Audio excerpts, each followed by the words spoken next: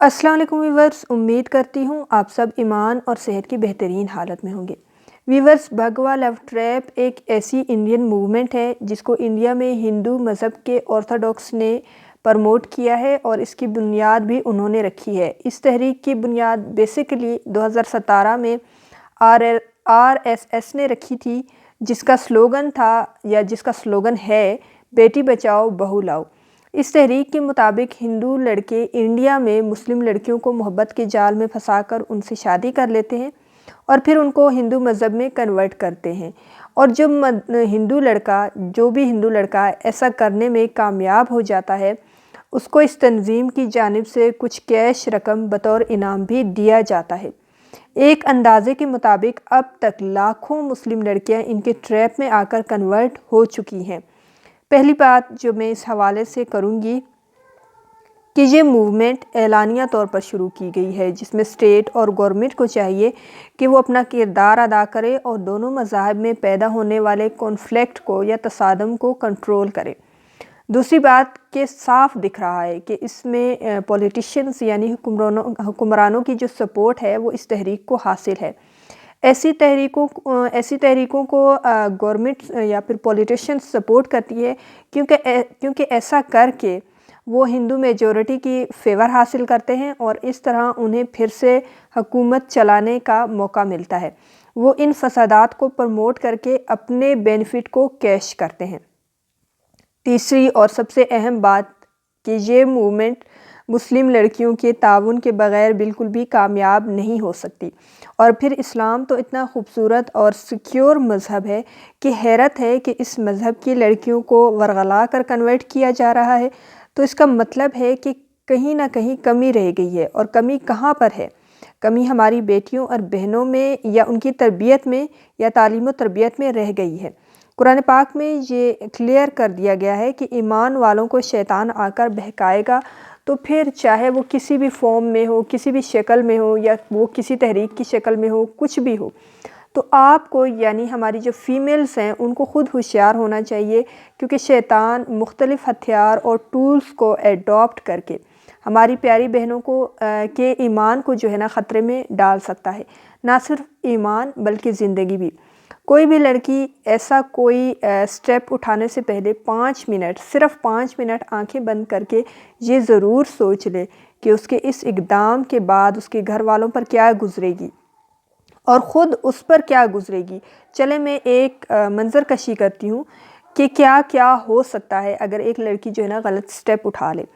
دیکھیں، ایک مسلم لڑکی تھی، میں ایک منظر کشی کر رہی ہوں، آپ جو ہے نا صرف تصور کریں کہ ایسا ہے۔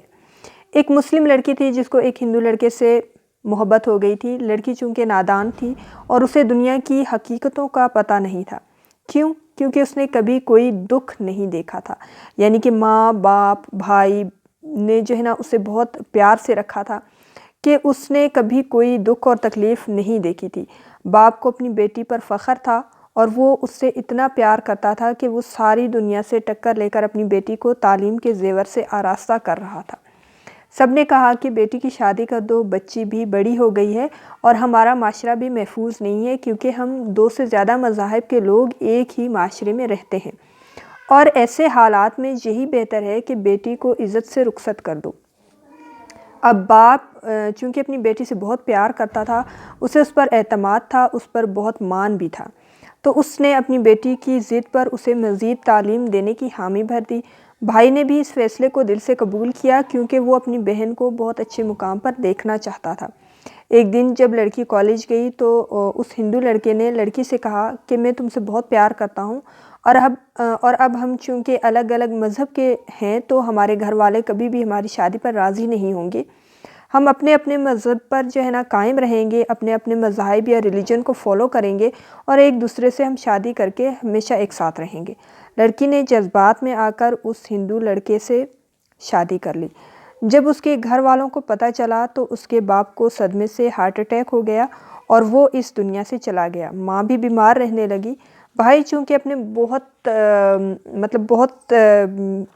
بہن سے بہت پیار کرتا تھا تو وہ بھی پریشان رہنے لگا، اور معاشرے نے بھی اس کی بہن کے بارے میں معاشرہ بھی اس کی بہن کے بارے میں غلط باتیں کرتا تھا، تو وہ باتیں جو ہے نا برداشت نہ ہو سکی اور وہ ڈپریشن میں رہنے لگا۔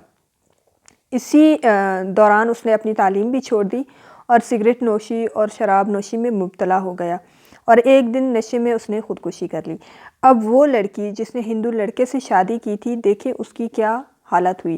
جب وہ اس کو لے کر گھر گیا تو گھر والوں نے اس مسلم لڑکی کو بہو تسلیم کرنے سے انکار کر دیا، اور یہ کنڈیشن رکھ دی کہ اگر یہ کنورٹ ہو کر ہندو ہو گئی تو اس صورت میں ہم اسے برداشت کر لیں گے، دیکھیں برداشت کریں گے، مگر ہم اپنی برادری میں بھی تمہاری ہندو لڑکی سے ہی شادی کریں گے، اور اگر تم نے ایسا نہیں کیا تو ہم تم سے لا تعلق ہو جائیں گے، یعنی کہ بیٹے کو ساری جائیداد سے آگ کر دیں گے۔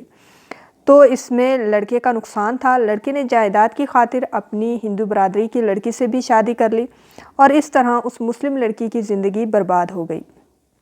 اس نے اپنی ایک غلطی کی وجہ سے، یعنی اس لڑکی نے اپنی ایک غلطی کی وجہ سے نہ صرف اپنے پیارے اور چاہنے والوں کو کھو دیا بلکہ اپنی زندگی بھی برباد کر دی۔ تو یہاں پر میں منظر کشی کو ختم کرتی ہوں۔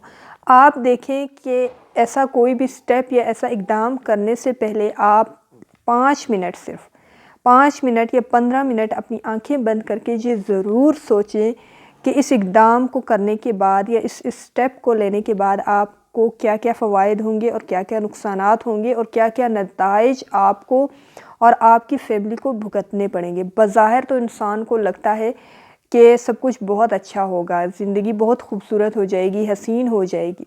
ایسا نہیں ہوتا۔ زندگی حقیقت میں مشکلات کا نام ہے اور آپ نے ان چیزوں کو فیس کرنا ہے۔ تو ماں باپ سے زیادہ ایک بیٹی سے کوئی بھی پیار نہیں کرتا۔ بہت کم ایسا ہوتا ہے کہ آپ کے لائف پارٹنر، آپ کو بس ان کے ساتھ کمپرومائز کرنا ہوتا ہے۔ زیادہ تر جو اچھے دن ہوتے ہیں ایک لڑکی کے، وہ ماں باپ کے گھر میں ہی گزرتے ہیں۔ تو چوتھی بات جو میں والدین سے کروں گی کہ آپ اپنی بچیوں کو دین کی تعلیم ضرور دیں، کیونکہ یہ دین انہیں جو ہے نا ورثے میں ملا ہے، جو نماز اور روزے تک محدود ہو گیا ہے، اور اس کا اثر انسان پر کم ہوتا ہے۔ جب آپ کی بچیاں خود تحقیق کریں گی، خود ریسرچ کریں گی، اور جب اللہ کے ہر احکام کے پیچھے لاجک اور منطق کو سمجھیں گی تو ان کا ایمان جو ہے نا مضبوط ہوگا، اور مضبوط ایمان والے انسان کو بہکانا اتنا آسان نہیں ہوتا۔ چھٹی بات، اگر پاسبل ہو تو ایسے علاقے سے ہجرت کر لیں جہاں دوسرے مذاہب کے لوگ میجورٹی میں موجود ہیں، کیونکہ انوائرمنٹ کا جو ہے نا، ماحول کا جو ہے نا اثر ہوتا ہے۔ اور اگر یہ ممکن نہیں ہے تو آج کل تو ٹیکنالوجی کا دور ہے، آپ اپنی بچیوں کو آن لائن تعلیم دلوا سکتے ہیں۔ ساتویں بات، اپنی بچیوں کو اپنی بچیوں اور اپنے بچوں کو، مطلب میل فیمیل دونوں کو ٹائم دیں، ان سے بات کریں، ان کے مسائل سنیں، اور پھر انہیں حل کرنے کی کوشش کریں یا انہیں ان کا سلوشن بھی دیں۔ ان کے دوستوں کے بارے میں علم رکھیں یا جانکاری رکھیں، یہ دیکھیں کہ وہ کس قسم کے فرینڈز کے ساتھ اٹھتی بیٹھتی ہیں۔ آٹھویں بات، اگر وہ باہر پڑھنے جاتی بھی ہیں تو پردے کے احکامات کو پراپر فالو کریں، کیونکہ وہاں فتنہ اور شر پھیلنے کا اندیشہ زیادہ ہوتا ہے، تو وہاں کی بہنوں اور بیٹیوں کو زیادہ محتاط ہونا چاہیے تاکہ وہ اس فتنے سے جو ہے نا اللہ کے حکم سے محفوظ رہ سکیں۔ سورۃ نور اور سورۃ احزاب میں پردے کے واضح احکامات موجود ہیں، اور اہل حدیث کے شیخ البانی اور ڈاکٹر ذاکر نائک، یہ لوگ چہرے کے پردے کے قائل نہیں ہیں۔ وہ کہتے ہیں کہ چہرے کا پردہ بہتر ہے لیکن نہ کریں تو کوئی حرج نہیں ہے۔ اسی طرح سے ایران میں جو امام خوبانی ہے نا، وہ کہتے ہیں کہ چہرے کا پردہ افضل ہے، لیکن اگر کوئی چہرے کا پردہ نہ کرے اور باقی جسم کا پردہ کرے اور سر کے سارے بال کور کر لے تو یہ عورت کے لیے جائز ہے۔ جبکہ میں کہتی ہوں کہ اگر اسلام میں چہرے کا پردہ نہ بھی ہوتا تو آج کل جو فتنے کا دور ہے نا، اس میں اجتہاداً چہرے کا پردہ ہونا چاہیے تاکہ عورت خود کسی تکلیف اور پریشانی سے محفوظ رہ سکے اور اس کی فیملی بھی کسی پرابلم سے محفوظ رہے۔ اور کچھ جو مفتی ہیں وہ کہتے ہیں کہ سورۃ نور کی کچھ آیات کو لے کر لوگوں نے جو ہے نا انہیں اس کو غلط ایکسپلین کر دیا ہے۔ اس کی تفسیر حضرت عائشہ رضی اللہ عنہ، حضرت ابن عباس رضی اللہ عنہ اور دوسرے صحابہ یہی تفسیر کرتے ہیں کہ منہ اور ہاتھ کھلے رہیں۔ اس بات کو جھٹلایا نہیں جا سکتا۔ اگر آپ اس سورۃ نور کی اس آیات کو پڑھیں تو اس میں یہی ہے کہ آپ منہ اور ہاتھ کو کھلا رکھیں، مطلب چہرے کا پردہ نہ بھی ہو تو کوئی مسئلہ نہیں۔ تو اس کو لے کر کچھ مفتی یہ بھی کہتے ہیں کہ جب قرآن کہتا ہے کہ ہاتھ اور چہرے کو کھلا رہنے دیں تو آپ کیوں لوگوں کو تنگ کرتے ہیں۔ یہاں میں بتا دوں کہ سورۃ نور میں جو ہے نا گھر کے پردے کا جو بیان ہے وہ دیا گیا ہے، یعنی کہ گھر میں رہتے ہوئے عورتیں جو ہے نا یا فیمیلز ہیں وہ کس طرح سے پردے کا اہتمام کریں۔